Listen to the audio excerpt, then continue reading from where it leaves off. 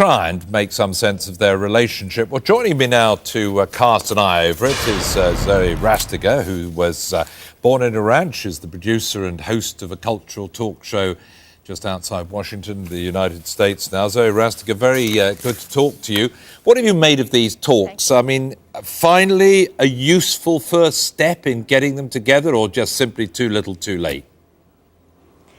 Well, first of all, thank you for having me. I wouldn't say too little too late. It is late, but hopefully it's not too late. Because they were in a full circle for more than 2 years at least, and playing this cat and mouse game, and finally they ran out of game. And after going the full circle, then they realized simply they have to sit down and talk, and they just cannot ignore, or they cannot push each other. But do you think they're talking about the same subject, or do you think they're talking around in circles? There's little doubt that the US wants some help on Iraq, but more and more it wants help in stopping or putting a halt to Iran's nuclear aspirations, don't they? Whereas presumably Iran wants something completely different out of it. Well, absolutely. As you know, this round of talks in Baghdad today was totally focused on the Iraq security and stability, which is the main focus of United States. And Iran actually said that they will not talk about anything else but this subject. But of course, as you mentioned, there are other agendas and issues, especially United States pressing against the nuclear advancement of Iran. And we know that although there was no talk about it today, but eventually it would be. But I will add that the mistake I believe that the United States had made so far was the fact that preconditioned these talks on how Iran behaves on the nuclear energy. And in this case, I believe the U.S. Lost face and finally had to sit down and talk without that condition. So in this way, Iran has and had more leverage. So hopefully, from now on, the talks would be more positive, more productive, and both governments should realize that we are in the 21st century, and the arrogance and the ignorance, what they have done in the past is not going to work. This is a global community now with the advance of technology and the might of media.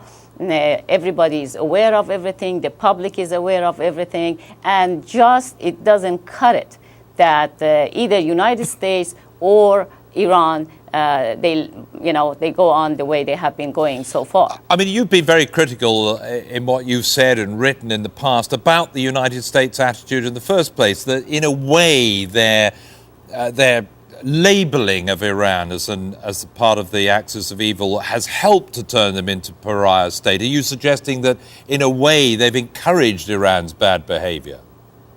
Absolutely, absolutely. I believe that, as you mentioned, I have written on that because it shows, by practice, it shows today by the fact that United States finally agreed without any condition to sit down and talk to Iran. That proves what I'm saying because as you mentioned, yes, United States basically made Iran as a pariah, as an outcast, and isolated Iran.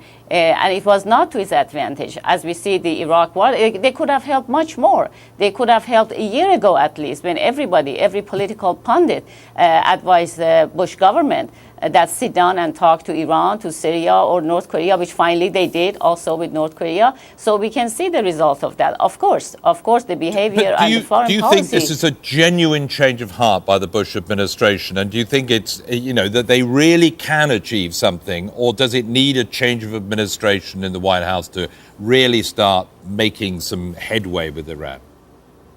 Well, actually, I think both governments at this point, they both have the best in heart to do something about Iraq and the stability of Iraq, because it's to the advantage of both countries. It is to the advantage of Iran that Iraq is stable, and of course for United States for many reasons.